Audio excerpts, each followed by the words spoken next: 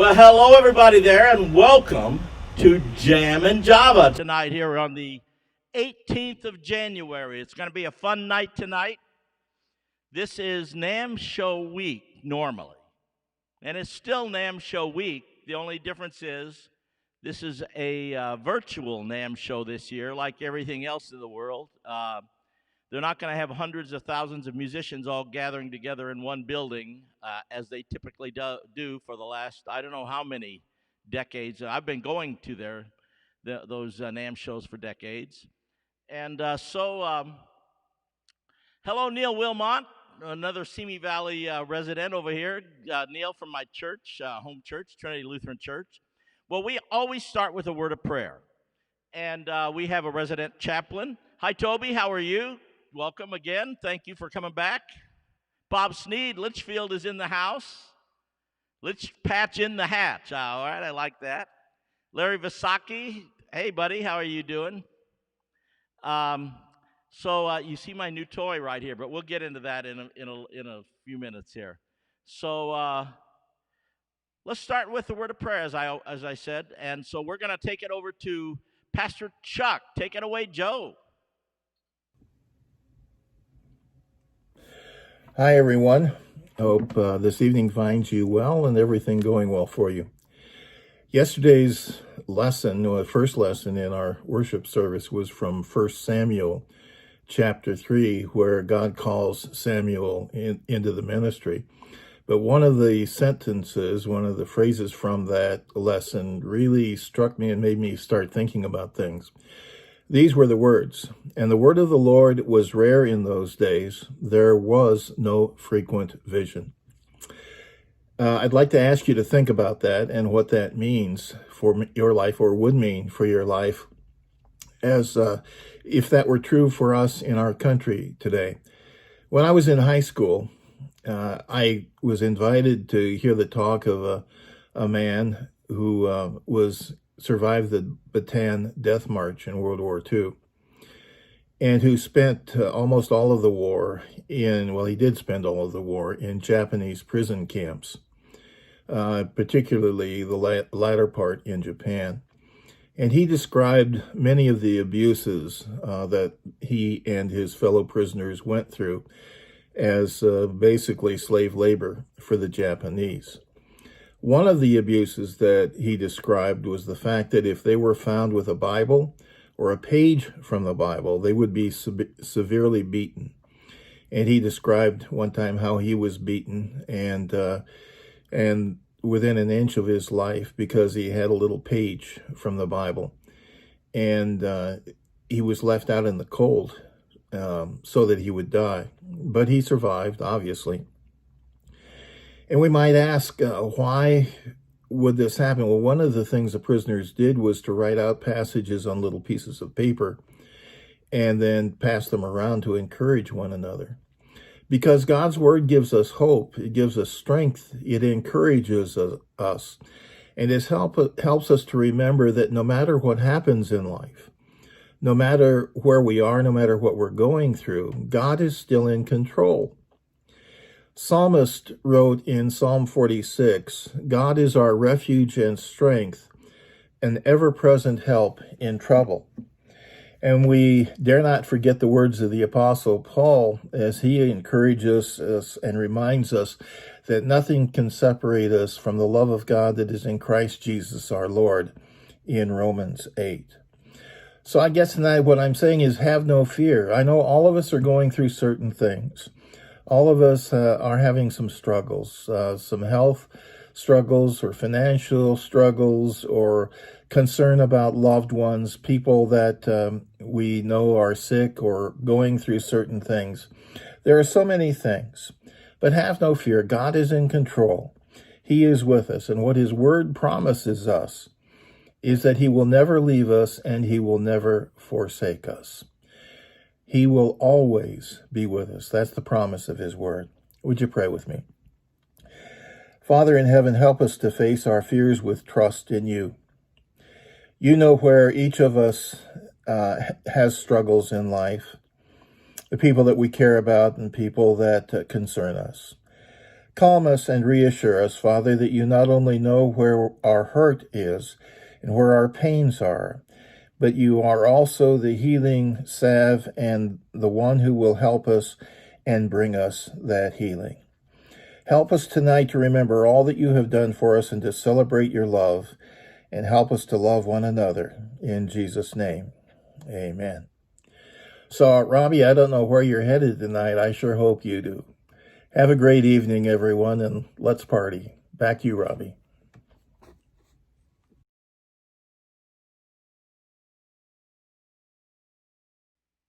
Well, thank you, Pastor Chuck. So tonight we've got a few things. It's going to be kind of a loosey-goosey night a little bit because I typically have a semblance of a script. And tonight, I'm just going to kind of wing it a little bit. I thought we would start with a song. And as I mentioned earlier, we're going to talk about the NAMM show tonight, generally speaking, because I've got this new Hammond organ that and tonight is the first night that this Hammond is going to get to be used publicly on in a show. And so that's kind of a cool thing. It's a very cool thing. I think first time in the world. I know it's the first time in the country. I just got this organ, or this Hammond. It's a stage keyboard, actually. It's got 4 different kinds of instruments all built into one package, one powerful package. It's got a Hammond organ, of course, because it's a Hammond. It's got a great sounding Hammond organ in it. Well, the Hammond organ, if you want to know what it sounds like, let's see if I got some. I'm still learning this puppy. It sounds something like.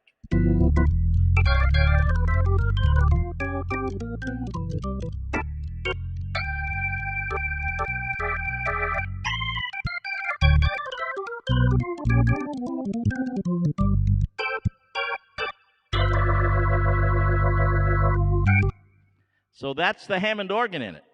Then it's got pianos. It's got all kinds of keyboard sounds. So if I just go to this thing, let's see, we've got. Well,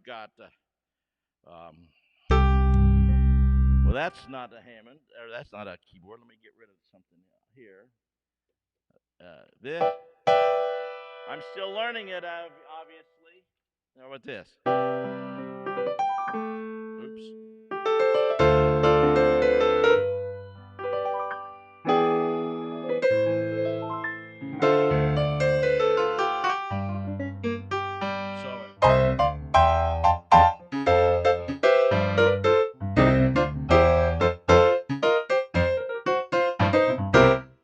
And then it's got, it's got electric pianos.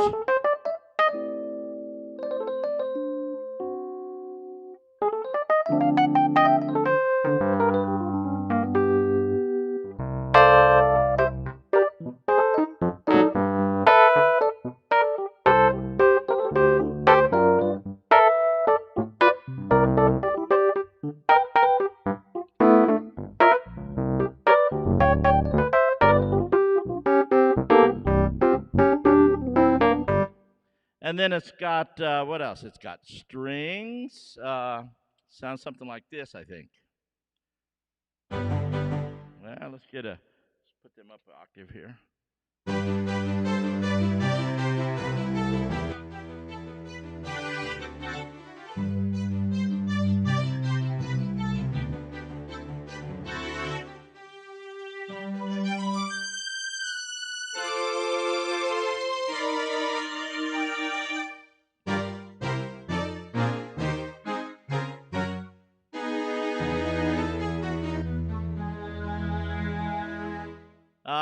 Let's see what else does it have in here.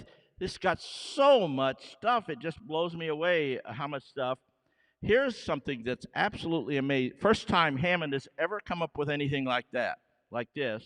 So I can get how about, go there.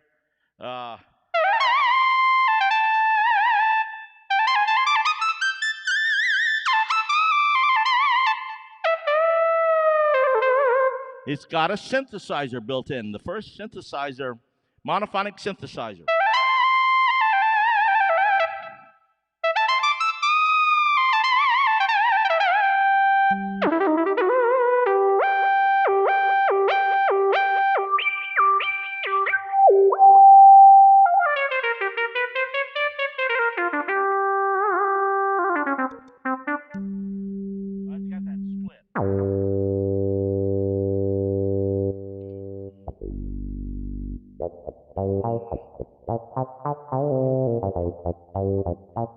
And then I can add all different kinds of combinations. So I just got this Saturday evening, and yesterday I was playing around with it, and I'm really impressed. But I'll tell you what, we'll start with a song. Let's go to Mandy Pinto, and this is a song that Mandy and I wrote, and it features some nice Hammond organ along with some of the best musicians in the world. This is a song called Salt and Light. So let's take it away with Mandy Pinto and the gang. It goes like this.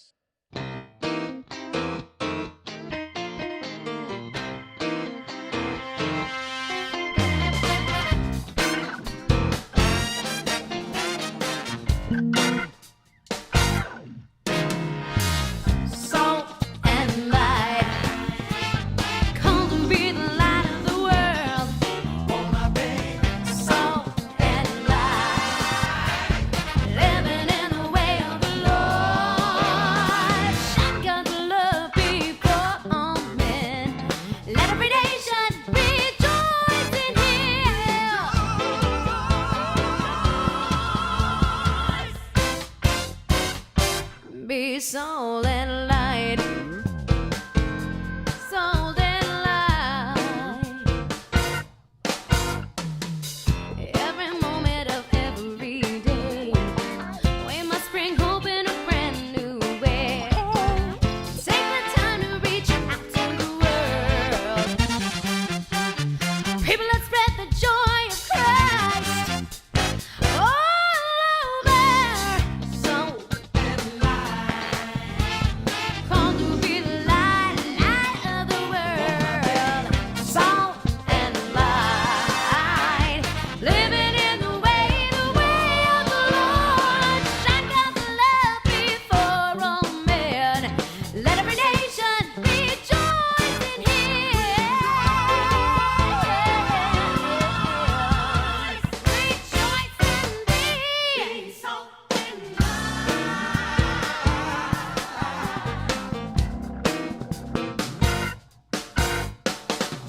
no one knows how much longer we have to tell the good news to those who need it most. All I wanna do is share His love to all of His creation.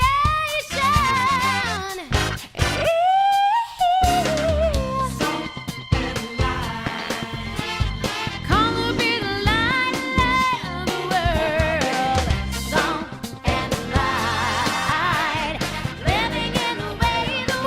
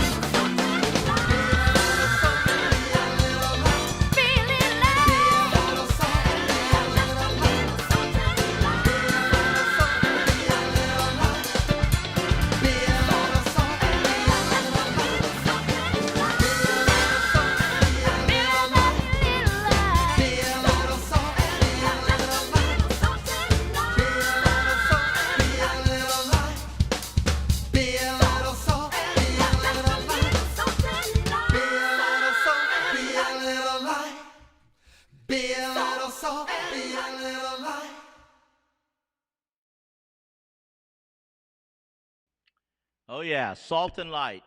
And that was a pretty good band. We had Harry Kim on trumpet. We had, I think, Warren Ham was on saxophone, if I remember right. And Bones Malone from the Blues Brothers, from New York City, from Letterman Show, from Saturday Night Live, from Frank Zappa, from Blood, Sweat, and Tears, from just about every musician on the planet. But that he was playing trombone. Then we had Zorro playing drums, and of course Fino Roverato on guitar. My brother Rex, and I saw somebody commented Mobo. Let's see, yeah. Oh, my wife Carla said Mobo. Zorro, Mobo, Fino, and Robo. Hey, Pete Lauschus says good to see Rex there. Hey, Pete, you're gonna dig this new keyboard. I'll tell you what, it's really cool. One of the things that packs so much stuff into one axe.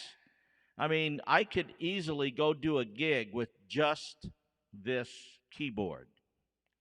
Now, of course, I would some of my bigger toys I would like. I do have a lot of toys in my musical toys here. So you're seeing a different view of the studio now. Hey, Paul Cartier, congrats on the new keyboard. Thanks. How you doing? I guess you're back okay. I know you're past the COVID and all that stuff, and good to see you back. Paul Cartier he plays the mighty Hammond organ at Yankee Stadium. Hey, Paul, this axe, this might be a nice thing to sit on top of that Hammond, that mighty Hammond that you have there at Yankee Stadium. Very cool, because it's got so many sounds. So if you look over here to my left, the keyboard that I was playing on that song with Mandy, that's a Hammond SK5, and that's over here. And this is the big daddy of the modern Hammond organs. If you see over its shoulder, but looking back here, there's a vintage Hammond organ back in here. I've got a vintage Hammond organ over there. I've got a chopped vintage Hammond organ over there. I got a couple Leslies over here. And I have 2 Hammond organs at the church. I have another Hammond organ at another studio that I leave. And then over my shoulder, we have an SK1, which is the predecessor to this SK Pro. Over here, I have another Hammond organ. So all in all, I have 11 Hammond organs, and I think I think everybody needs 11 Hammond organs. Wouldn't you say that? By the way, speaking of Hammond organ, tonight in about a half an hour, we've got the Papa Bear of Hammond organ is going to be our guest tonight, Mr. Scott May, who is the product specialist, senior product specialist, and the Hammond artist Liaison, and he plays. But I'll get into this later. He also plays Hammond organ and other keyboards for the Ides of March, and he lives in Chicago, but he's going to be on with us. Let's see who's on with us now. Before I get into any of it. Gary Swan, my Hammond. Every home should have one. Gary has Hammond organs coming out his ears at his house, I know. Gary Swan, and you're going to hear from Gary Swan in a little bit because Pete Lauschus. Sorry, are the keys waterfall or semi-weighted? The keys are waterfall. Now, this comes in two models. It comes in a 61-note version, which that's this one. 61 keys is the same as all vintage Hammond organs. And that feels natural to me because as a Hammond organ player, I'm used to the 61. It also comes in with a longer 73-key version for more keyboard-oriented things. Brenda Wilson, love it. Cousin Greg Wilson, hey. And as I said, Pete, the keys are waterfall, which is just like a Hammond organ. Joe Barcilia, who is our engineer, our virtual engineer, he is a live breathing human being, but he's live and breathing at his house right now. He asked if there's a Billy Preston preset. No, there's not a Billy, but I did find, well, there might be, but I'm still scratching the surface of this beast. It does have a couple Jerry Corbetta presets, a Green-Eyed Lady preset and another Jerry Corbetta, Jerry C preset. Of course, Jimmy Smith presets. My Aunt Charlene. Carla, did you get a new toy, maybe a new car? Yeah, she gets a lot of new toys. She wanted a new Hammond organ for this year. I don't know. David Don Ramaron, I'm not sure. New Hammond toy to keep you close to home. That's right. Make it a dozen. Yeah, Joe, I need another one. Jay Adams from Litchfield watching. Crystal Joy Smith Boone is watching. Okay, good. Thank you all for joining us on Jam and Java. It's going to be fun tonight. So, what should we do? Maybe I should play a song here on this thing. I wrote a song that has been inspired by Johann Sebastian Bach. Bach was a great Lutheran church musician. Most of the music that he made, and he was very prolific, and he made some amazing, definitely one of the greatest of all time as composers and as an organist.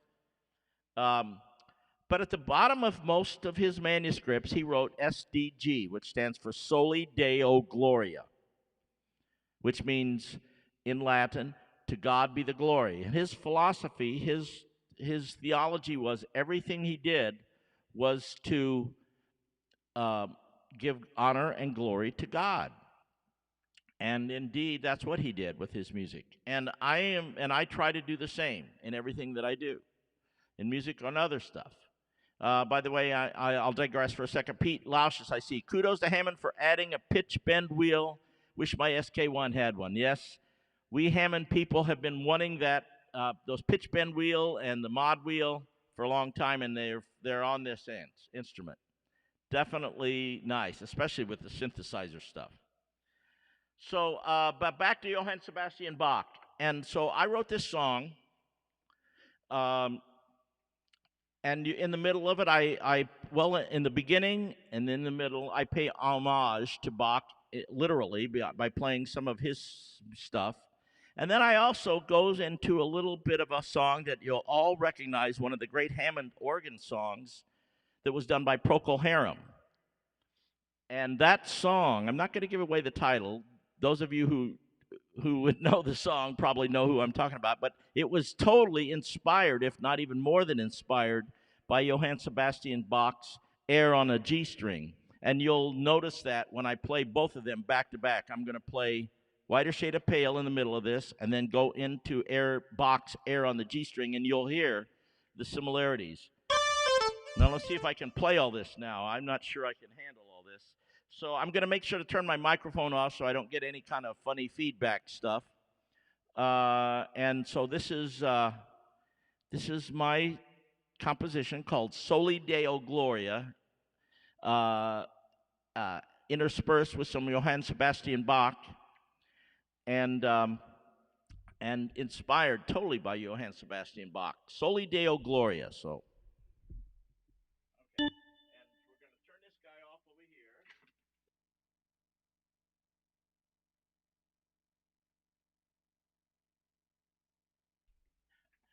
By the way, so what I've done is I've programmed some drums to play along with me in lieu of a live drummer in the studio here. So my computer is the drummer.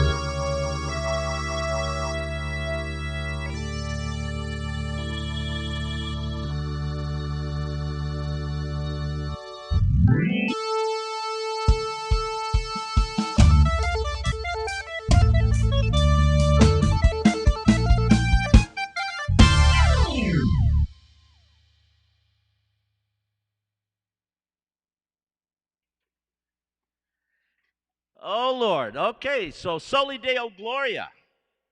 One of the things that I find fascinating about that, of course, everybody knows this song for the Hammond organ, "Whiter Shade of Pale" by the Moody Blues. It's this one.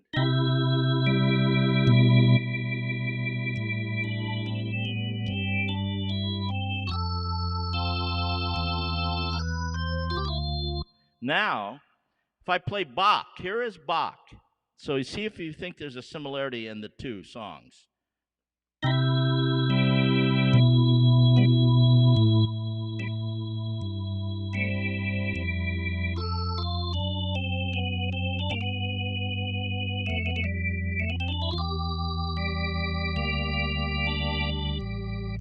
So obviously, that's where the inspiration came from. But what do they say? Good composers borrow, great composers steal. There's an interesting now the organ player, and you know what? Who's going to know? Scott May will know his name. His name escapes me now, but there's an interesting story about this because this was written by the piano player and the lyricist who wrote this song back in 1967. It was the first record that Procol Harum recorded, and it became a big smash, #1. I think it was #1. An English group, Procol Harum, and the organ player, and his name escapes me, and I know his name, I just can't think of it. Who he felt like he deserved some writer's credit for that song, and but they refused to give him writer's credit. He later sued them, and the suit was not in 1967. The song was written and recorded. The suit was not settled until the year 2000, and it went all the way to the House of Lords, which is like the Supreme Court of the UK, and he won the suit. So now he is credited as one of the 3 writers, the guy who came up with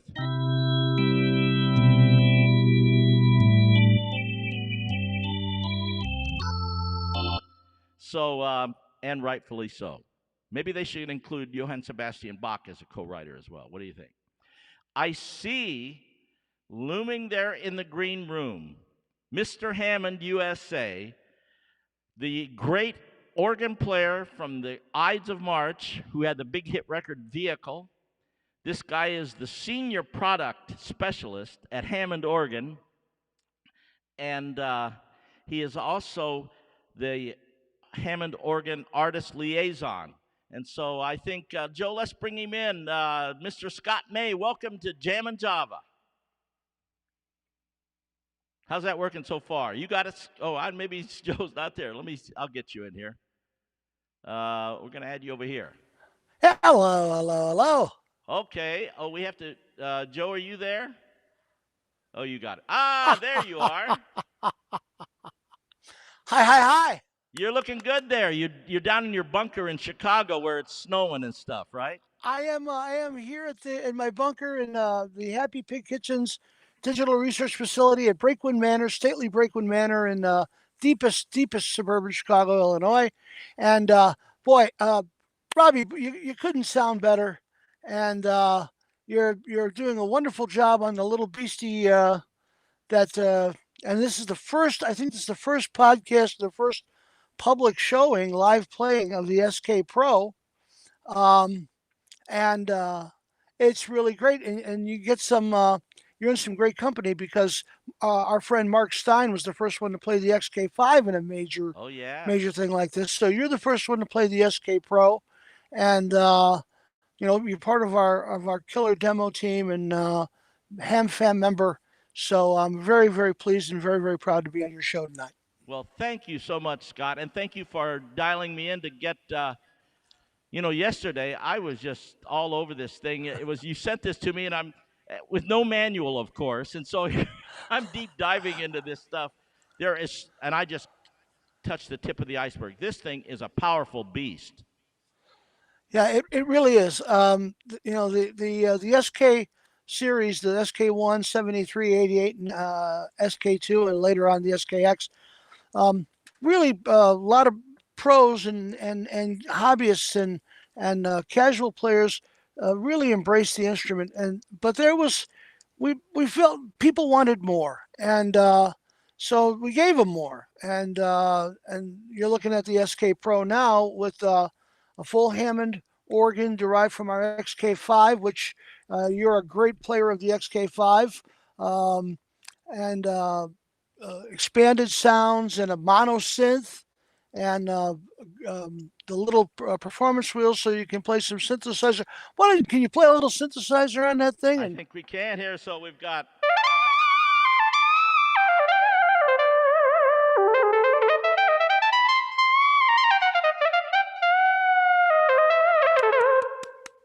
Yeah, baby. There you go. I love it, man. It's so much. By the way, I noticed that in the comments here we've got some Hammond organ people watching. We do. I don't have the comments. My buddy from St. Louis, he plays Hammond organ. I think he's got I'm not sure if he's got an SK1 or an XK5 or both. Well, the SK Pro, it was released. It was released to let's see, the 14th. It was released a couple days ago, Uh-huh.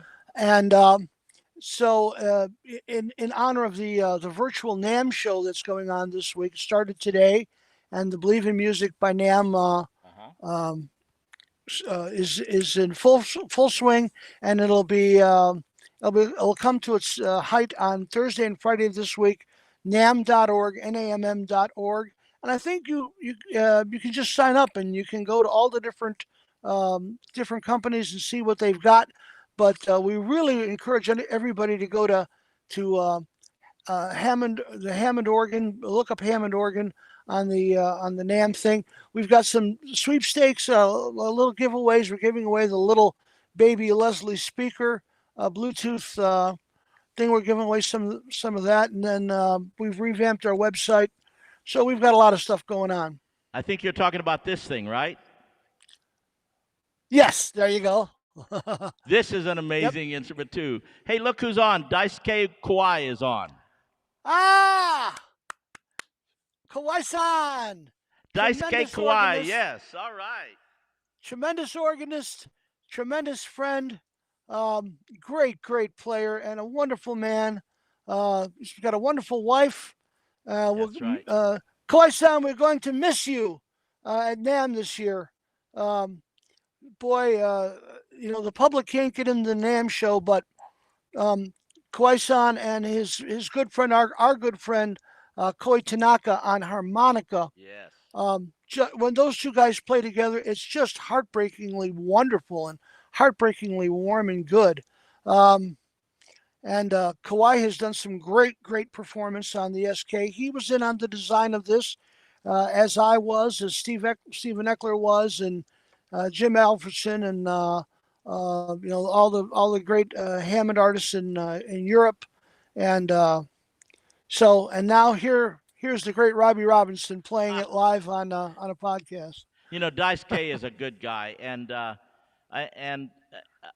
when I was we played Japan 2019, I guess it was. It gets in this new normal that we find ourselves in. It's time is of a whole nother dimension here. But Daisuke and I got a chance to hang out. He came to our show, our Frankie Valli show, hung out.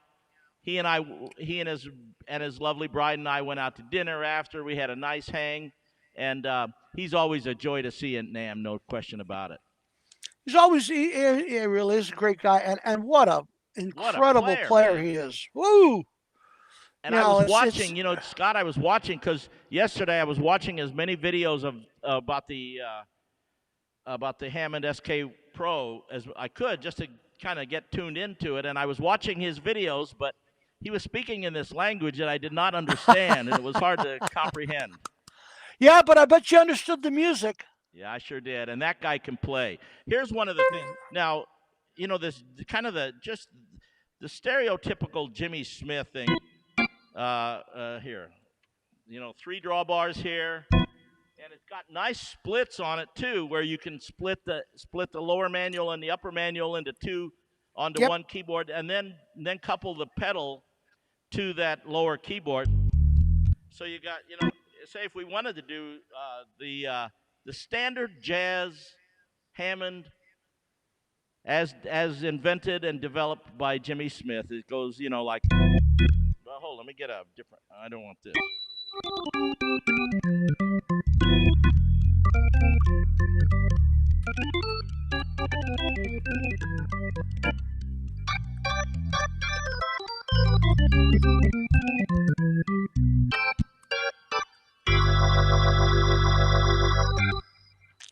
James Oscar Smith.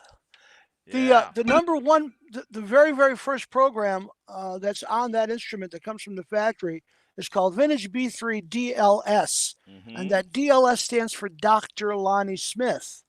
Yes. Doc, I sat with Doc in a hotel room in. Okay. My wife tells me that the light is too bright; it's reflecting on my glasses, so I'll take the glasses off. Well, it's a good thing that you got a producer there. Yes, well, it's my lovely wife, Chris. Yes. Of we just redid our vows here in Chicago, and got married all over again, just because we wanted to. And it's a wonderful gal, and she's the light of my life. But How cool is that? yeah, yeah, great inspiration and fabulous woman. But Doctor, I sat with Doc in a hotel room in Milwaukee, Wisconsin, an entire day, and we went through every possible. Oh, there you go, Look at that one. Daisuke, Andreas, and our friend of, oh my God, oh, Oh, what's his name? I get now. yeah. Oh boy, am I in trouble? Boy, that's an Oh, I'm international old. picture too, isn't it? Yeah, sure is. I remember Andreas Hellquist, and oh boy, I'm thinking of this right now, and Yeah. I'll get it. I'll think of it. All right. But we went through and we did programming exactly the way Dr. Lonnie wanted to hear his Hammond organ, and Pascal Lancelots. Thank Pascal on the right there. Pascal, great player. All there with you, Robbie, and Andreas is killer, and Daisuke. But so we took all that programming, and we translated it to the SK Pro, and that very first Hammond organ, vintage B3 DLS. That's in honor of Dr. Lonnie Smith, the great Dr. Lonnie Smith, our ham fam paterfamilias, as they might say. He's our great guru, isn't he, Dr. Lonnie Smith? And he's Yeah, going through some in the health issues, but he's still hanging in there. I talked to him just a few days ago.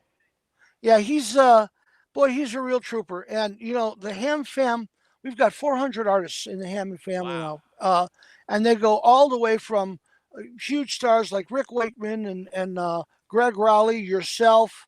Keith Mark Emerson Stein, was you one of mentioned us. earlier. Mark Stein, the great Mark Stein, and Felix Cavalieri. Yeah.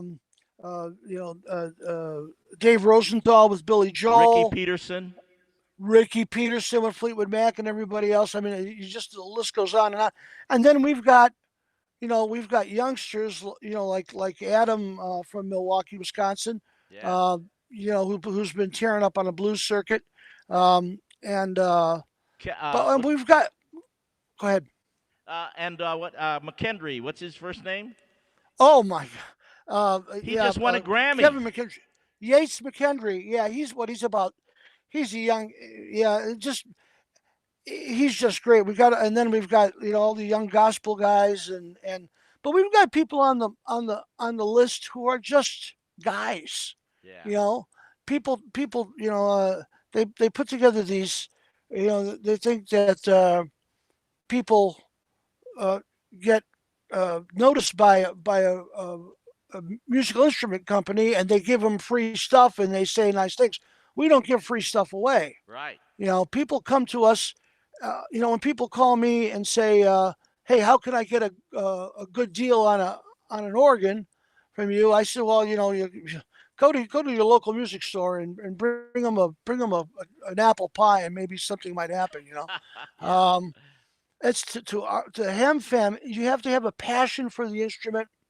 You have to have a passion for the mark, for the instrument itself, a passion for the music, and if you have that, you're a member of the Hammond family. So we've got thousands and thousands of people in the Hammond family all over the world, and then the 400 that are on our website, and we add to that all the time. And great guys like Jim Alfredson, Yeah. Brian Charette, Gary Swan. By the way, Gary Swan is watching right now. He's on here. Hi, Gary. How you doing? He's our Great brother. Gary Swan. He is definitely our brother. We've got, but Tommy Learshin in Godzilla, we call him in Wisconsin, and the Hammond, the Hammond family is just such a great thing. And when people come in, they don't understand it. We keyboard players sometimes get a bad rap. People think that we're a little egotistical, and not true. Right. When you get the Ham Fam guys in a room and somebody's playing, there's no jealousy, there's no ego. We want to see that guy burn. You know why? Yeah. Yep. Because we enjoy it. We want to see that. We want to see that person kill, That's right. and then it makes us want to play better. And when they get off a stage, it's like it's an embrace, and it's a well done, brother, and no jealousy and no nothing. And it's my Hammond brothers and sisters are very special to me, and wherever what? we You go. put your, there indeed is.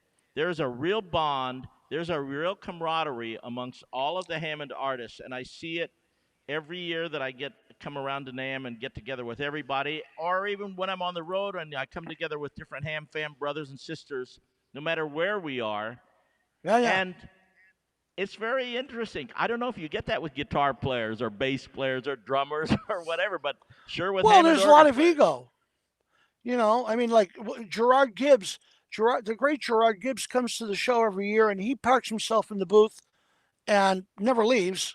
And it's a great thing to have Gerard around all the time, just like it is to have you around, and Pascal and Dirk and Kawai-san but I've seen kids sit down at an organ across from Gerard Gibbs. They have no idea who he is. Right.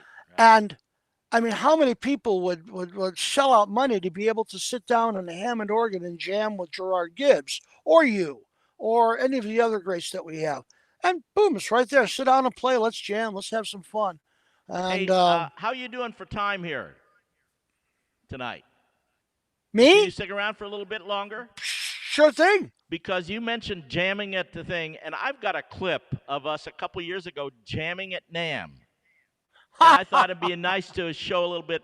It was Gary Swan and I, and my buddy Sarah Nimitz came by and sang. The great Sarah Nimitz. And I've got a clip right here. Why don't we play that for the people here a minute? And this will give the people also a taste. If you've never been to a NAMM show, National Association of Music Merchandisers, this is kind of what goes on. It's just, I mentioned in the promo, it's a cacophony of international musicians. And here's us playing, jamming at the NAMM booth, at the Hammond NAMM booth. And it goes like this. Be alright. Everything's gonna be alright. People get ready. There's a train coming.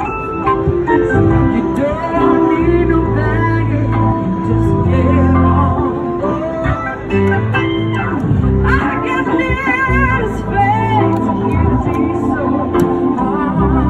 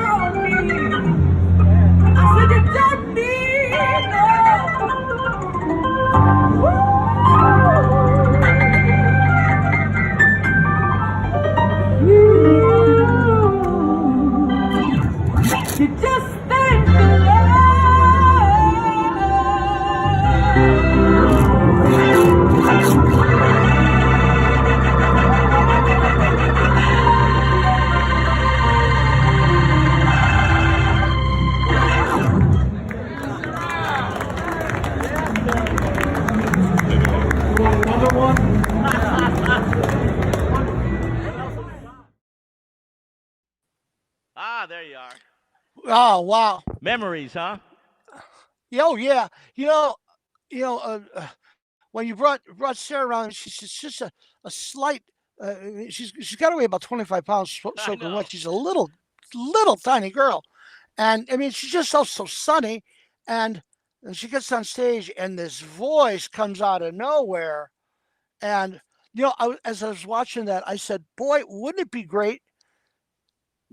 Mark Stein and Vanilla Fudge had a Uh-huh. fantastic version of "People Get Ready." Yes, I remember I'd from the love to first album, I think. from the first album. I'd love to hear Sarah and Mark do a duet on that song Oh yeah. with Mark on the B3, Carmine on drums, Vinny and Pete Bremy on bass. Oh, by the way, we got to give a good shout out. If you're into Hammond organ, you're into Vanilla Fudge, the great Timmy Bogert, the great bass player of the Vanilla Fudge passed away this past week. A real hero. He was very ill. And the Vanilla Fudge is still a great band. Mark Stein has become a really a vital ham fammer. And if you get a chance to ever see the Fudge play live, they still do. They're incredible. Just off the hook great. Amen. Because you're right. Tim Bogert was one of the great innovators on the bass, monster bass player. And by the way, I don't know if you know this, Scott. He lived here in Simi Valley. Simi Valley, yes, Yeah. sir. Yep, I knew And that. I Right. talked to him a few times, and I tried to get him to come down to my Jam and Java when I would have it live, but I never was. But he was never up for it because he was not in good health for the last few years, actually. So Yeah. Well, the rest of the guys in the Fudge, Carmine on drums. I mean, oh, he's the dean of rock drummers. Come on. And Mark's never been better on vocals and Hammond organ. Vinny Martell on guitars never been better. And the guy who had the unenviable position to fill Bogert's shoes, Pete yes, Bremy. But boy, Pete tears it up yeah, he can play. big time. Well, Scott May, But let me ask you a question. You're yes, always sir. talking about Hammond organ, or you're always talking about your ham fam and all other musicians like you just did with Tim Bogert. Let's talk about Scott May for a minute because you're not only the Papa Bear of Hammond organ, the senior demonstrator, Product senior specialist. product Yeah. specialist. Thank you, and the artist liaison. But you're a working musician, man, and you play with one of the Yeah. all-time great bands, the Ides of March, hit record vehicle. Well, I saw. So how is it? How much fun do you have playing with the Ides of March, man? Well, I've only been with the band for 32 years. You're The one of the new original four guys. guys. I am. The original four guys, Bob Berglund, Larry Millis, Mike Borch, and Jim Peterick have been together. Now, this is 56 years with all the original guys. Wow. And of course, the band had their big hit vehicle in 1970. And then Jim went on um, to found a band called Survivor. And, he co wrote all their great hits, including Eye of the Tiger, which I get a chance to play. Um, you know, there wasn't any B3 in the original Survivor version, but boy, I get to crank that Leslie way up and play, and play that play Eye of the Tiger, and it never gets old. To play that and to play Vehicle and all the other great hits, platinum hits that Jim Peterick wrote for the Eyes, for Survivor, for Sammy Hagar, for 38 Special, and it goes on and on and on. So maybe one of these days we can get Peterick and the Eyes on Jam and Java. Oh, I would love that. That would be so cool. And Peter, I remember when we did a Hammond event when we did a tribute memorial service for Greg Gronowski. Greg, Yep. and he came out and sang and he rocked the house, man. Yeah, it was pretty cool. I mean, that night we had 22 of the greatest Hammond organ performers.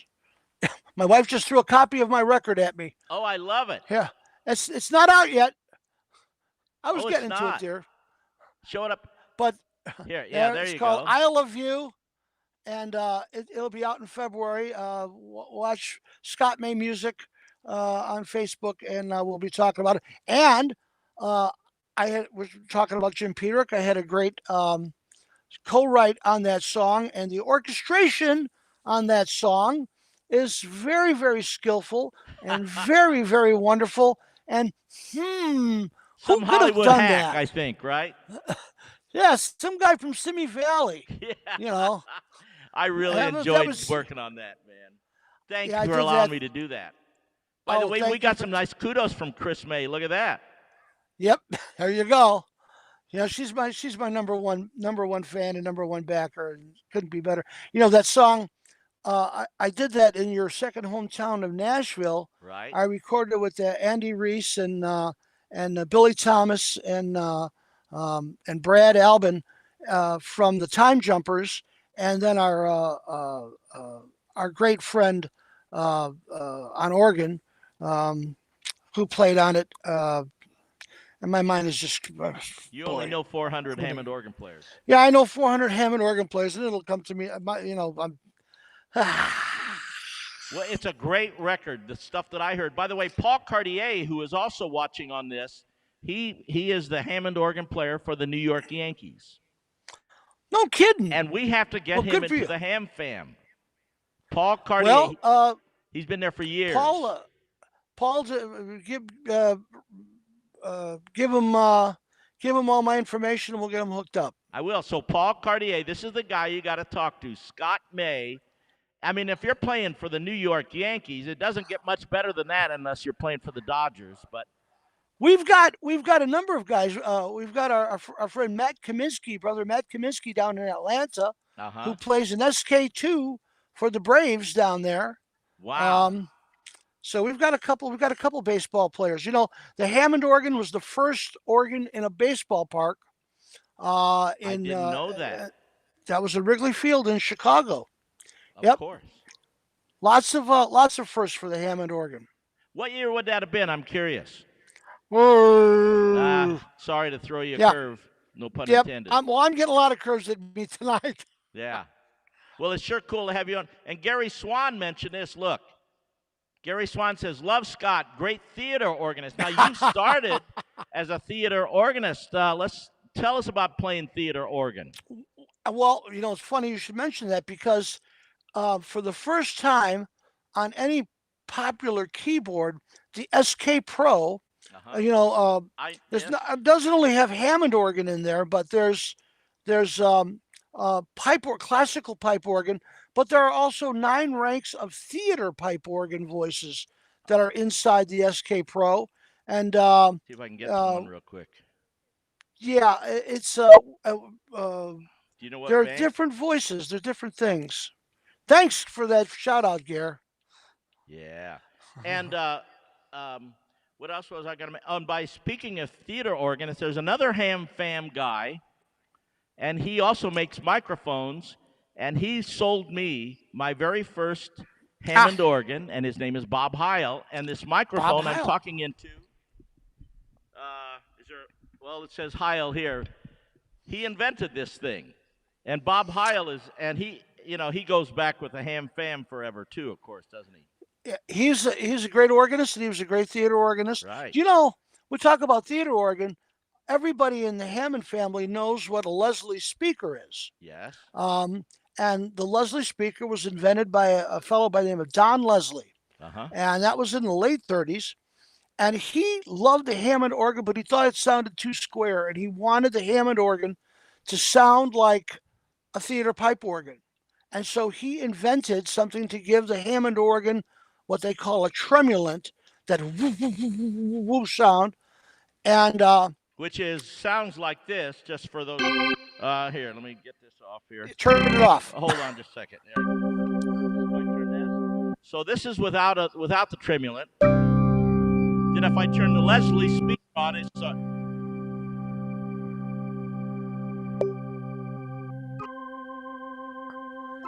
yeah. But Don Leslie was a real theater organ enthusiast, and that's how the Leslie speaker was invented. And, Lawrence Hammond didn't like Don Leslie. He hated it. He hated it. He didn't want his organ.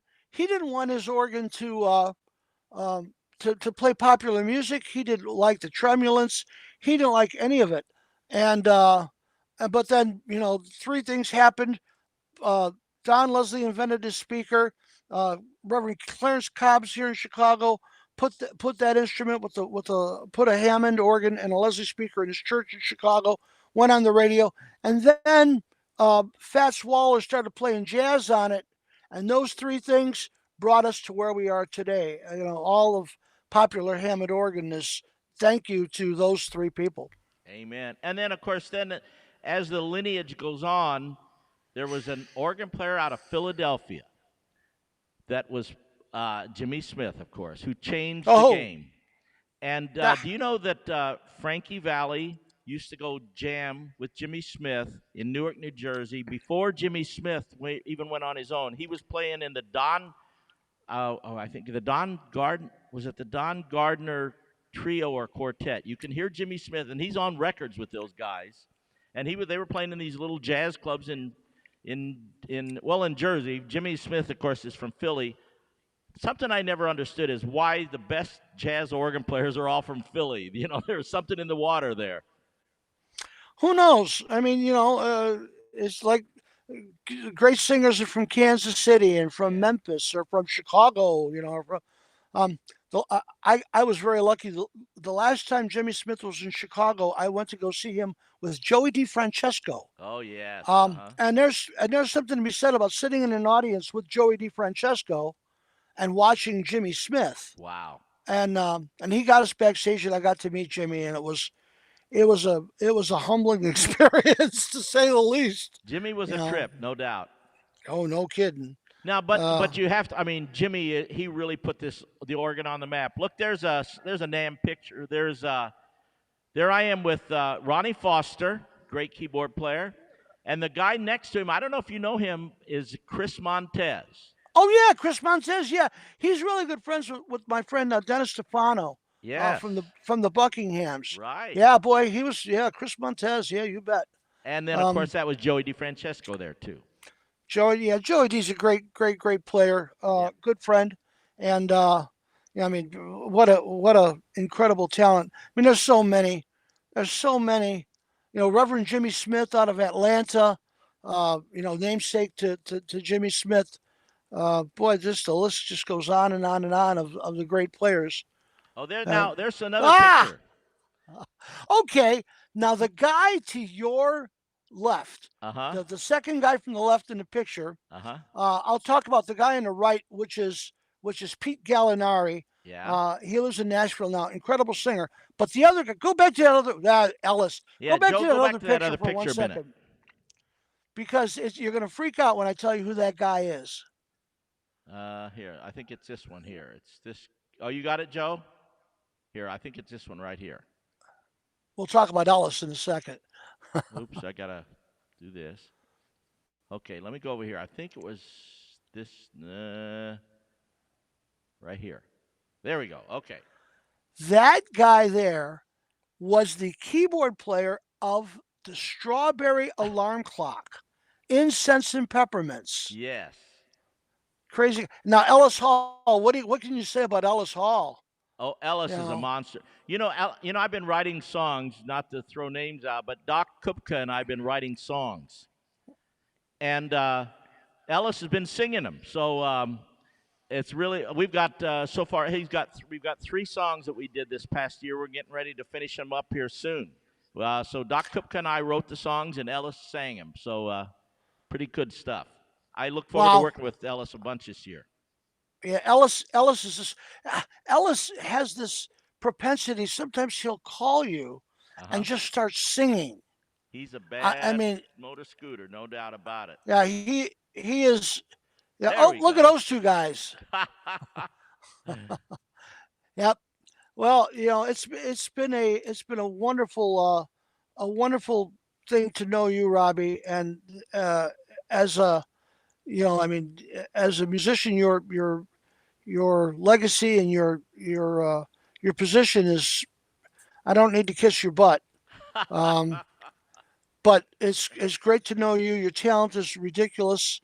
To see you on stage with Frankie, and I got to meet Frankie, dinner with them and stuff, thanks to you. And how to become to become friends and to be so close to such greatness like that is just it's just a dream come true. It really is. Well, having you on tonight is such a special thing, and I'm so thankful to you for including me into the ham fam because it's just I've been playing Hammond organs since the '60s, and I still have my first Hammond organ I bought in 1968 from Bob Heil, and I still use it. It's a Hammond C3, and I love it. And I get a chance to wear a lot. I say this a lot, but I get a chance to wear a lot of musical hats. I get a chance to conduct. I get a chance to arrange, to compose, to play a lot of different keyboards, et cetera, et cetera.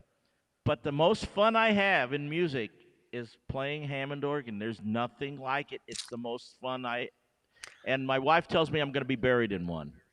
Ha! Well, you know, the it's a very special experience, and um, you know, and the greatest. I'll tell this story real quick if I may, Hmm. to show how special it is. And I've told this story a million times to a million people, and if you heard it before, I'm sorry but it's probably my favorite story.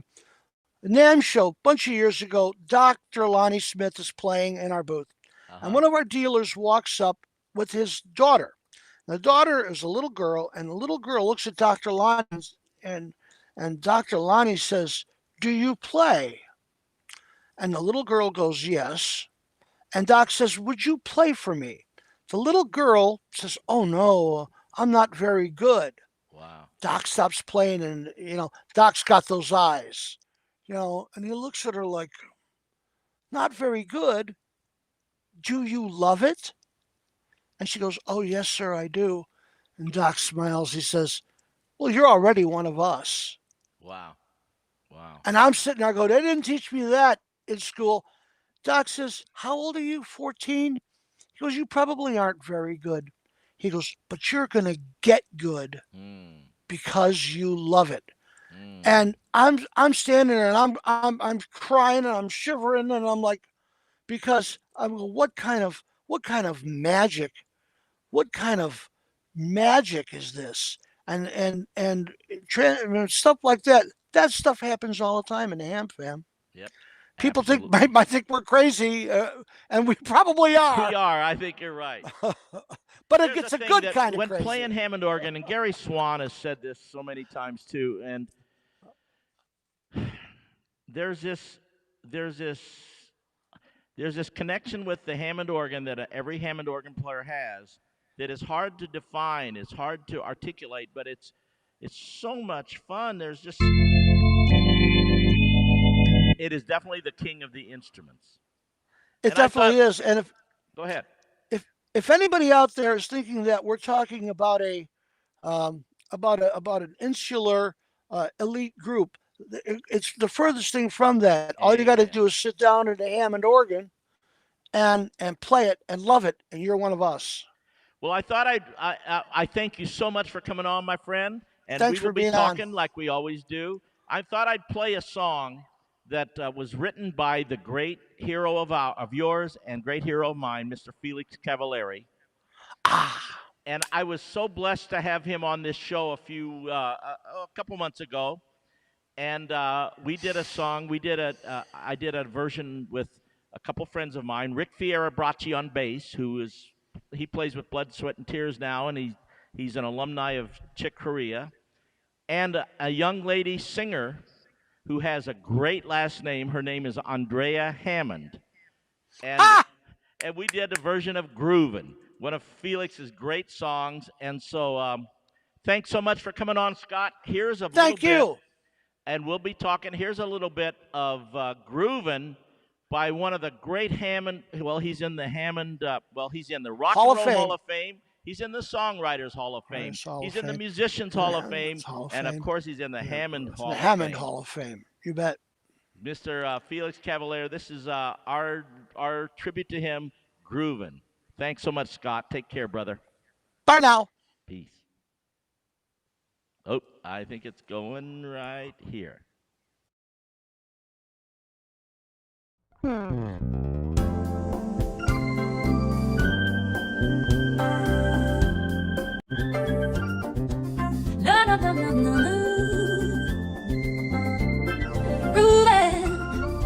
Sunday afternoon. That's not good, is it? That was a fast version of Groovin. Let's try that again. It's the punk work. rock version. What the heck was that all about? Let me hear.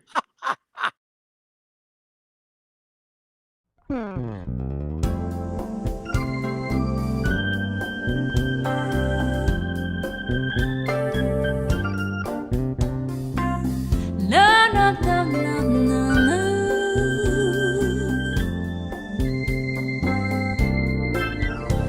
Groovin' on a Sunday afternoon.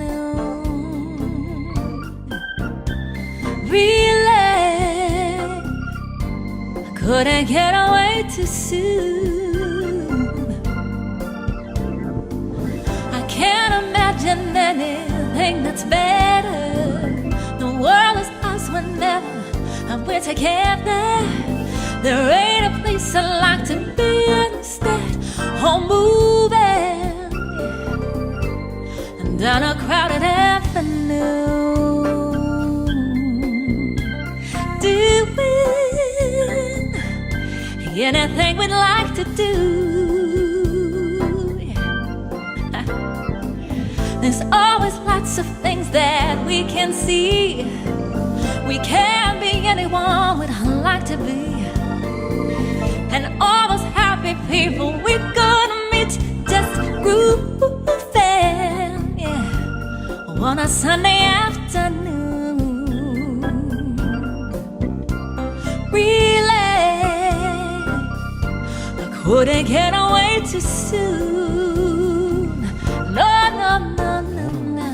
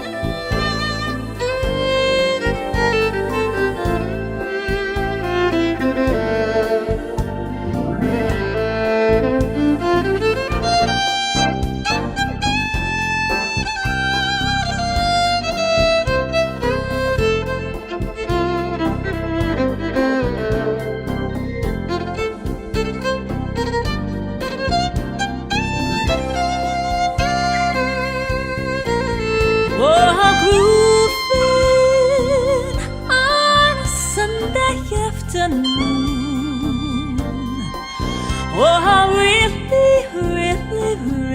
couldn't get away too soon. No, no, no, no, no, no, no,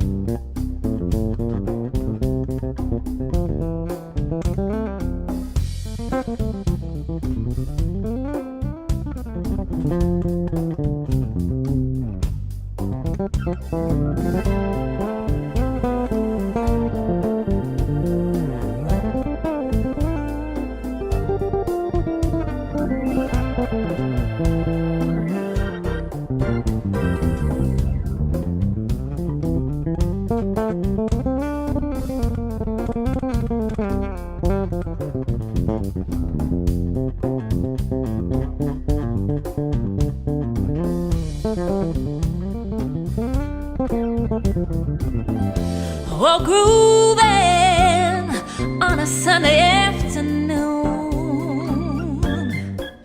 Oh, really,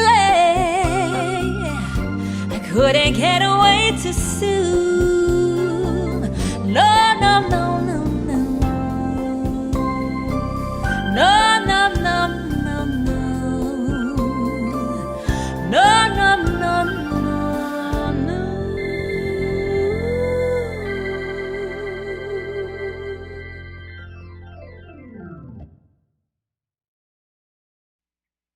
Oh, yeah. That was so cool to have Scott May come on like that. Scott has been a friend, and of course, the Mr. Hammond. Gary Swan, yeah, Andrea is, and that by, yeah, again, Andrea Hammond is in, she's in our Trinity Lutheran Praise Band, along with Olivia Barker and along with Eddie Hedges. And we have a lot of fun making music every weekend for our Trinity Lutheran Church services. Pascal, hey, buddy, I don't know, what time is it wherever you are in Europe? It's either early or late. I don't know. Tell us what time it is, Pascal. So cool for you to tune in. I've seen Pascal's videos on this new instrument too, and it's pretty cool. I thought one of the things that I could play on this thing was play. Of course, today is Martin Luther King's birthday. Martin Luther King. Oh, 5:25 a.m. or p.m.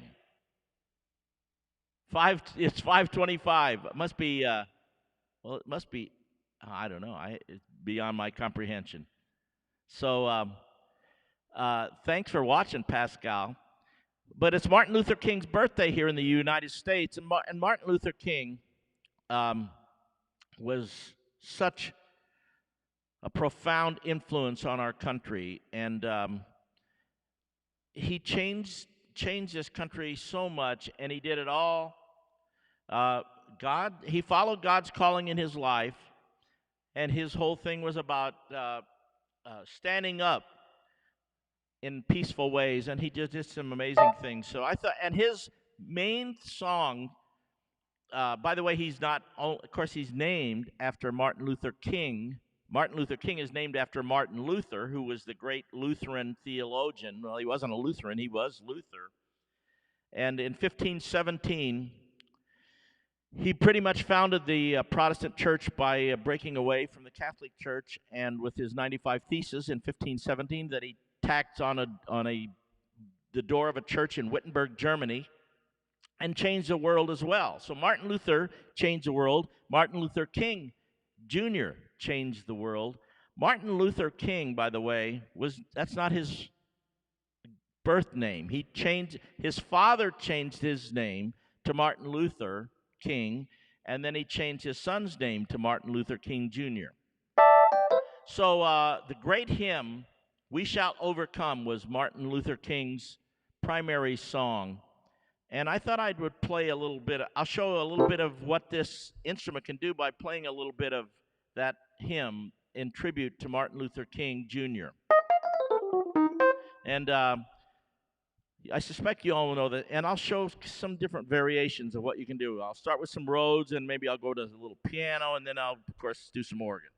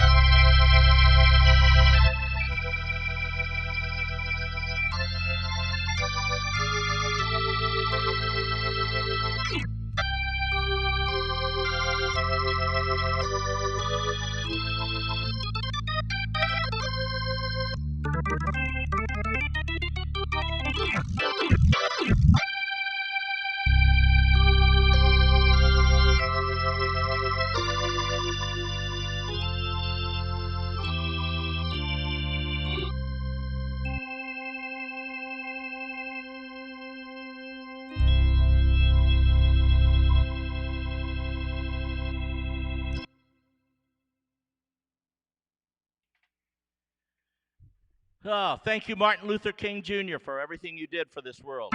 So I wanted to show some of the instruments. One of the cool patches on here that I found was this that acoustic bass with a cymbal attached to it. So,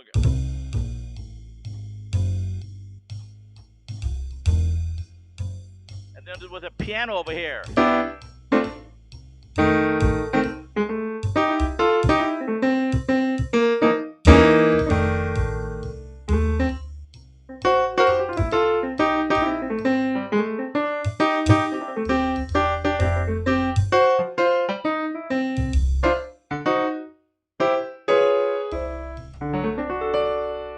Keep grabbing the wrong pedal over here.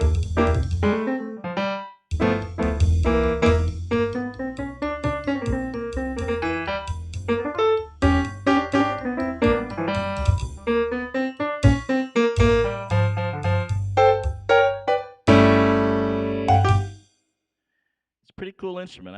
I'm really digging. I had a lot of fun yesterday getting around. I still have a lot to learn. I just touched the. I got into just the tip of the iceberg on this thing, and he saw that. I mean, all this in one instrument is pretty cool. I mentioned this earlier. This would be a great axe. You want to put one keyboard under your arm and go to do a gig. You've got everything covered here. Pascal, so cool for you to be on here. So it's 5:30 in the morning there. Gary Swan's on there, another Ham fam brother, of course. Well, let's see, what else can we do? You know what? Last week, of course, we lost the great baseball player. Not to turn too much of a left-hand corner, but we lost the great Tommy Lasorda. And Tommy was such an inspiration to me. And I find it very fascinating. And I'm not sure how this came about. Two of my biggest heroes in life are from Norristown, Pennsylvania. Norristown, Pennsylvania is the home of Tommy Lasorda, and it's also the home of Jimmy Smith. They were both born about a year apart. I think 28 and 29 or 27 and 28. And Jimmy Smith has been gone from us for quite a while, but and we just lost Tommy Lasorda about a week ago. Tommy, of course, here I have a thing here.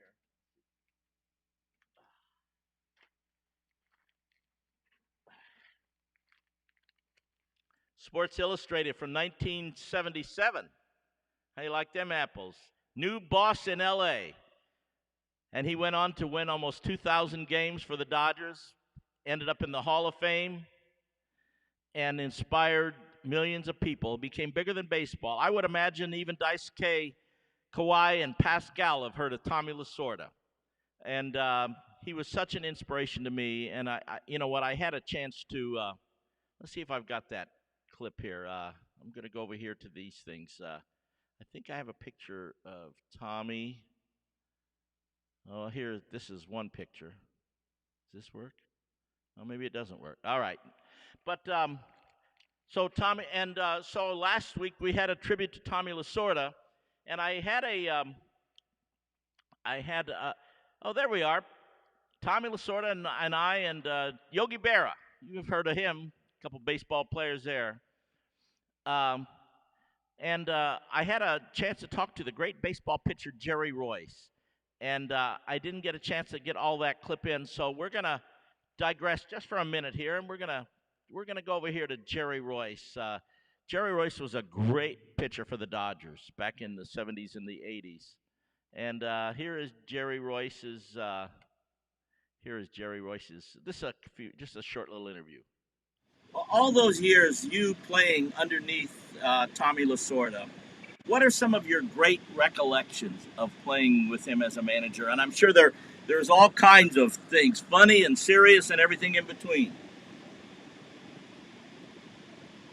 Well, for me, it was a chance to play natural surface. I played on so many artificial surfaces. In fact, the three previous teams that I played for, St. Louis, Houston, and Pittsburgh, all played on artificial surfaces. And just about that time, I became a ground ball pitcher when I joined the Dodgers. And to have a ground ball pitcher on a natural surface, that was actually my advantage. So for me, I was playing in a place where I always wanted to play, playing in a natural surface, playing in a major media market, and playing with a team that was a proven winner. So it checked all the boxes as far as I was concerned, and was more than willing to step up with the best performance that I could have myself.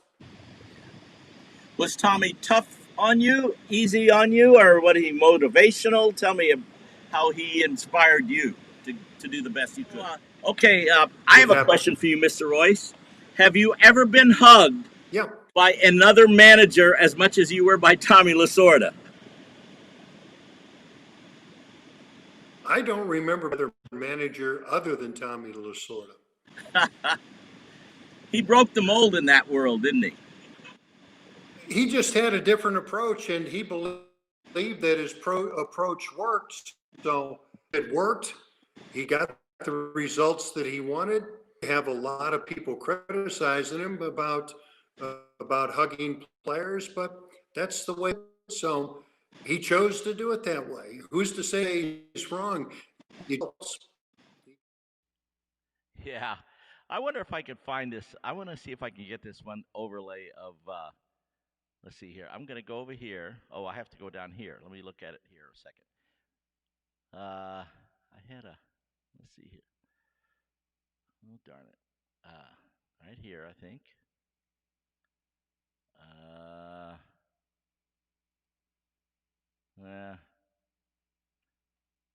There we go. How about this one? Ha! That's a couple years ago. We played at a. We played after a Buffalo Bisons game, which was a AAA team for the Yankees, I think, at the time. And this was kind of at the end of Jerry Royce's career. And there we are, Frankie and I in our baseball uniforms, and Jerry not in his baseball uniform. Jerry he pitched a no-hitter for the Dodgers. He was 7 or 8 years for the Dodgers, one of the best pitchers, no question. Many time All-Star, pitched for a lot of teams. I think over a 20-year career or close to it. And then also last week, things were going so darn. There was so much stuff to talk about Tommy Lasorda, and I did an interview with one of my dear friends, Sal Scognamillo, from Patsy's Restaurant in New York, which is my favorite Italian restaurant in the world and one of the best ever. If you're in New York City, you got to go eat some of the food at Patsy's Italian Restaurant, 56th and Broadway. And I did an interview, and I didn't get it all in, and I thought I would share some of that here. And Sal tells some great stories about Frank Sinatra coming in to Patsy's, and here, check this out. Here we go. This is Sal. I know there's a story, I've heard it from you and I've heard it from Ray Negron, about the 1977 or 78, I think it was 77, when the Yankees beat my beloved Dodgers in the World Series, and they all came in, and Billy Martin brought them into Patsy's. Yes, that was 1977. I was 15 years old. Ray Negron was there that night, and Billy Martin called up my dad. He said, I need a reservation for 50 people, the whole team. We want to celebrate the New York Yankees won the World Series. My father said, sure, no problem. And you've been to our restaurant. And the upstairs dining can be separated into 2 rooms. One is towards the front of the room, could seat about 35, 40 people, and the other section could seat about 50. So And Billy Martin came in. My father said, "I got you guys set up over here in the front part of the room." And Billy Martin saw that the curtain was closed to the other section. And he said to my father, he said, "Joe, what are you doing? We always sit back there." My father, he didn't mean it this way, but he said, "I got that saved for someone really important." I don't want to say that to anyone, especially Billy Martin. Exactly, yeah. Yankees won the World Series. What's the matter with you? 10 minutes later, we got the signal Sinatra was coming. And at Patsy's Italian Restaurant, we got a separate entrance. You could come in, and Frank would come in a separate entrance. He'd come up to the second floor. There was a door we'd open and put him right behind the curtain. Uh-huh. So Martin, after 10 minutes of cursing at my father, he must have saw the curtain open, the door open. He says in his mind, he said, "I got to see who's more important than me." So my father was bringing Frank up the stairs, and Billy Martin came down the stairs, and they came face to face. Now, you know Frank loved the Dodgers, but he was also a big Yankee. Oh, yeah, no question about that. So the last guy he wanted to see who just beat his beloved Dodgers was Billy Martin. And I didn't put this part is in my this story is actually in my cookbook, which Oh, fantastic. Oh, actually, I have that cookbook, too. first one, and Nancy Sinatra, Frank's daughter, wrote the forward.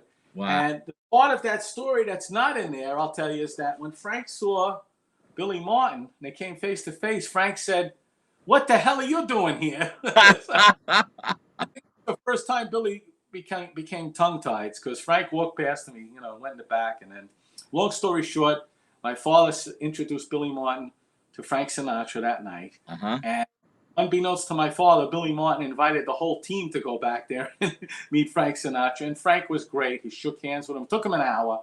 They were thrilled to meet Frank. He congratulated them on winning the World Series. And 2 hours go by. The Yankees finished their dinner. Frank finishes his dinner. Yankees weren't leaving until Frank left. Frank gets up, pulls the curtain back, waves to the entire team. They stood up, applauded him, and Wow. he left. And then the exclamation point at the end of this was Billy Martin comes over to my father and thanks him. He says, "Joe, what a special night you did for us. We won the World Series. We met Frank Sinatra and we ate at Patsy's restaurant." He says, "Now that Frank left, we can go. Please bring me the check." My father hesitated. He says, "I can't do that. Frank picked it up for you." Wow. So Ray Negron was there that night, believe it or not. Wow. So it's a lot of fun, a lot of great things. I have these cookbooks which have the recipes, but we have stories in them. This is the second one, which came out about 5 years ago. Uh-huh. This forward was written by Ben Stiller. Oh, wow. He was very close. His parents were very close with Nancy Sinatra and Frank as well. And he's been coming since he's a little boy. And it's great recipes, but a lot of fun stories mixed in there as well. And, that's what we've been trying to do during this horrific pandemic. We sell our sauce. We've been selling gift baskets we made for the holidays. We're going to be making them for Valentine's Day again. And, we're trying. Then we're going to be doing that frozen food, as I mentioned, through Gold Belly. Well, refrigerated overnight. We ship it. And we got a surprise. We're going to be opening another restaurant very shortly. I can't announce it. Wow. It'll be in New Jersey. Uh-huh. And almost there. I'm going to put it on my Facebook and my website and everything very soon. So, we love New York. We're not abandoning New York. We're there for the duration, but we gotta get something else going too. All your eggs in one basket is not good sometimes. That's exciting. Now, if people want to order things from Patsy's, how do they Yes. do it? They go to our website, which is patsys.com. That's PATSYS.com, no apostrophe. Uh-huh. And everything is right up there. And you could get a little taste of Patsy's in your home for whatever occasion. If you're just hungry is the best part. I've been so blessed, throughout this pandemic. So many people have been where they buy the sauce and then they post a picture on Facebook or Instagram and they share it with all their friends and, please support our friends. And it's brought us a lot of business. Word of mouth is always going to be the best thing. If a friend tells you got to have it, then you got to have it. Well, but you're not only word of mouth, because I've seen you on TV many times, cooking your sauce and touting your restaurant and talking about whatever you talk about on TV. I've been very blessed. Been on a lot of shows, the Martha Stewart, when Tony Danza had the show, the Today Show, Fox and Friends, a lot of different things we've done the cooking. Now it's not as much because of the pandemic, of course, but Sure. some of that on my Facebook page. We do recipes every Monday, so it's a lot of good stuff, and I appreciate you mentioning that. It's very very. I'm always an optimistic kind of guy, So as long as we're healthy, thank God, friends and everything, we got to keep moving forward. So God Amen to bless. that, my friend. Well, Sal Scognamillo, thank you for talking to our Jammin' Java audience tonight. Thank you for having me, and God bless you, and continue great success and good health in everything that you do, you and your family. God bless you, my friend. Thank you, brother. Take care, buddy. Bye-bye. Good night. Sal Scognamillo. You know what? I love Sal, and I love, he's a great guy, and they have a great restaurant. 3 generations now, that restaurant. You got it. And as he mentioned there, you can order order online now from there. Pretty cool stuff. I thought I'd play another song on this Hammond SK Pro. I'm going to play a song that I wrote called "What Me Worry." And one of the cool things about this song is the title comes from, well, it comes from Mad Magazine. Anybody old enough out there to remember Mad Magazine? Raise your hand out there if you are old enough to remember Mad Magazine. And I always like to question, what does the Bible and Mad Magazine have in common? The answer is the proponent of both of those books, they have the philosophy of not worrying about anything. Of course, Mad Magazine, Alfred E. Newman was the figurehead of that magazine, and his motto, his slogan was, "What me worry?" And of course, Jesus in the Bible, he asks, don't worry about anything. Look at the birds of the air. Look at the lilies in the field. And so don't worry. He does not want us to worry about anything. And so I wrote this song called "What Me Worry." It's in the Jimmy Smith sort of tradition. And I think it might be a nice song to play on this Hammond SK Pro. Let's see if I can make this work.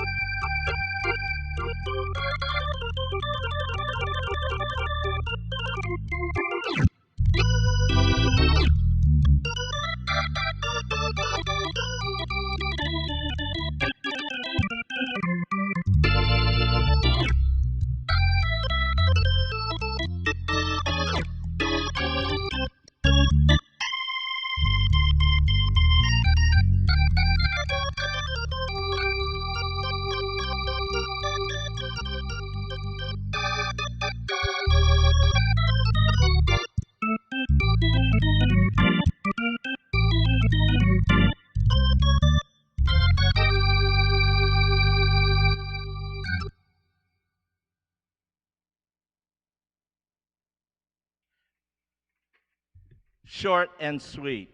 What me worry. Yeah, and it's got that, I was in there, I didn't really get a chance to do it too much, but I got all that. You can do anything that you can on a vintage.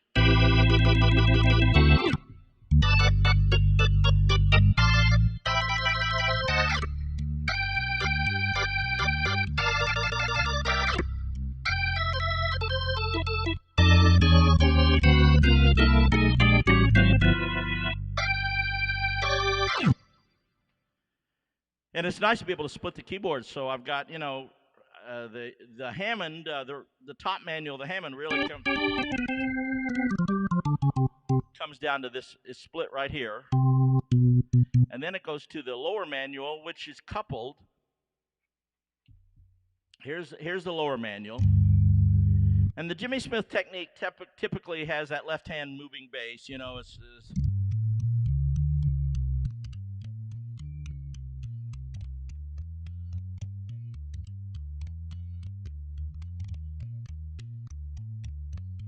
then you can couple this with a pedal. Check it out. So here's the left hand.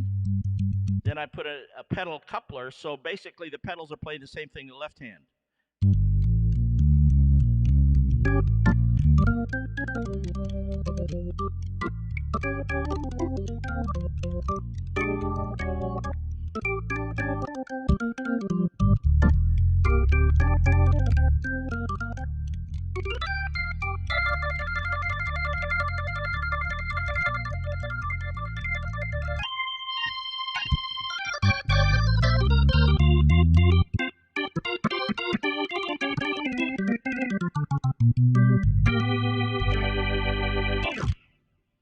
Pretty good, and the Leslie simulator on here is really good. It's really good.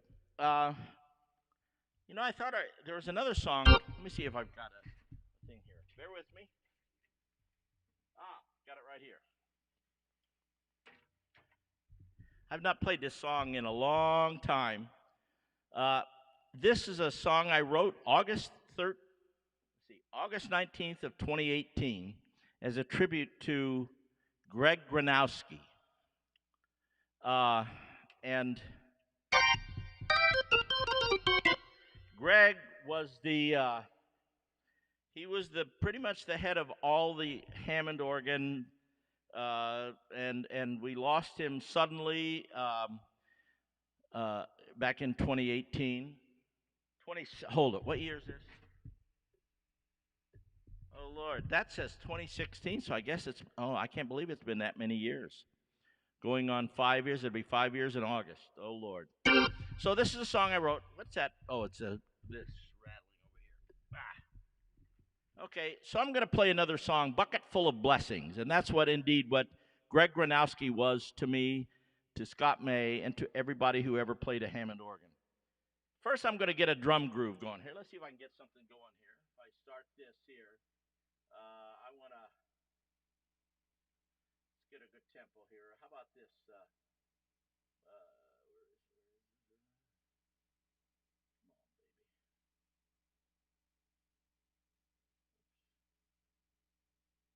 Let's see if I can find something that works here. Yeah, Robbie.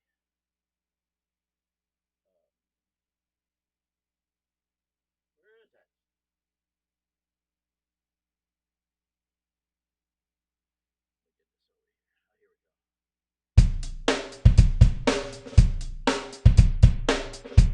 Give me a drum groove to play with.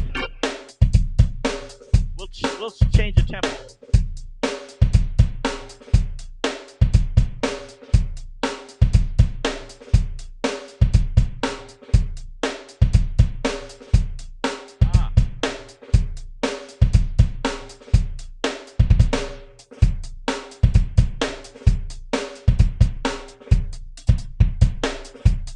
That sounds good.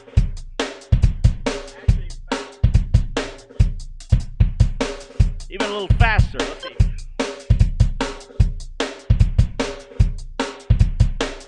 Now let's try that. All right. Let me see what happens. Bucket full of blessings.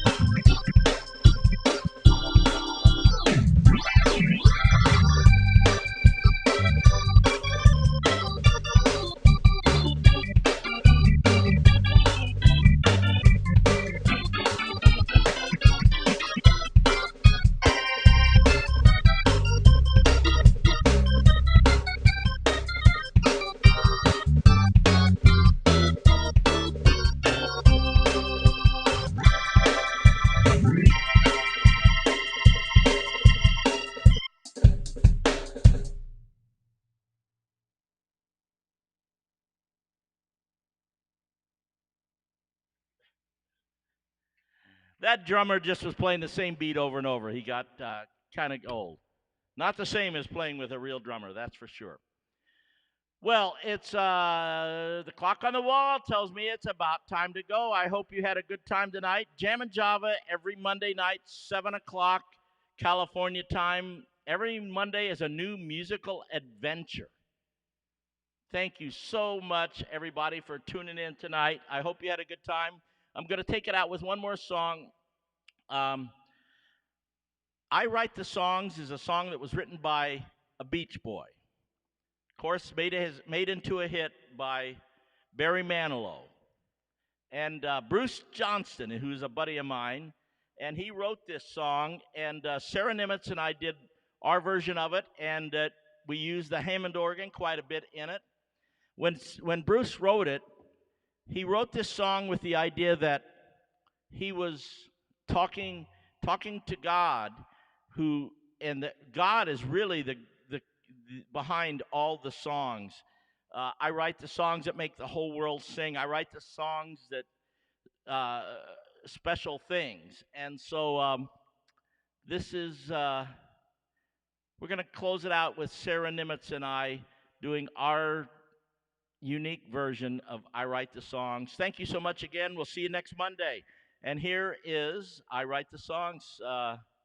Can't think of anything else. It's been a wild night. Here we go. I Write the Songs.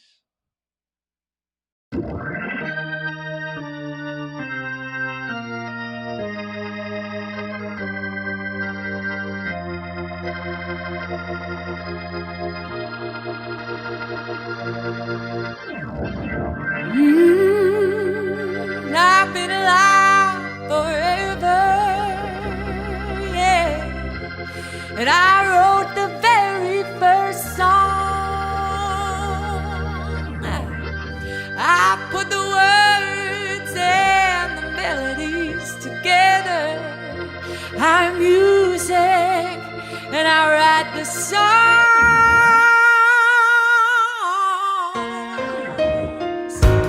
I write the songs. Yeah, I write the songs. I write the songs that make the whole world sing. I write the songs of love, despair,